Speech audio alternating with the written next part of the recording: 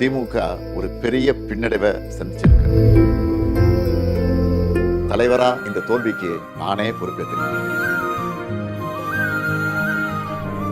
ஓப்பனா சொல்லுங்க. அதுக்காகத்தான் இந்த உடன்பிறப்பின் குரல் வெப்சைட். எல்லாருக்கும் வணக்கம். ஒரு சின்ன கேப்புக்கு பிறகு உங்ககிட்ட வீடியோவில் பேசுறேன். எலெக்ஷன்லாம் நடந்து முடிஞ்சிருச்சு.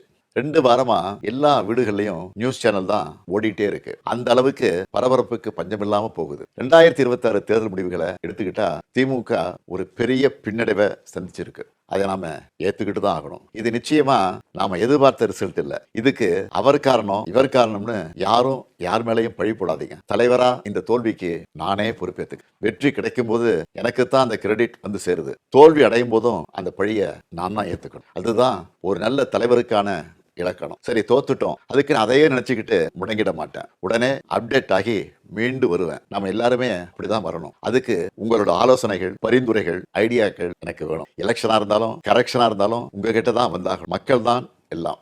இந்த தேர்தல் முடிவுகளுக்கு என்ன காரணம்? திமுக இன்னும் எப்படியெல்லாம் உங்களுக்காக உழைக்கணும்னு நீங்க நினைக்கிறீங்கன்னு சொல்லுங்க.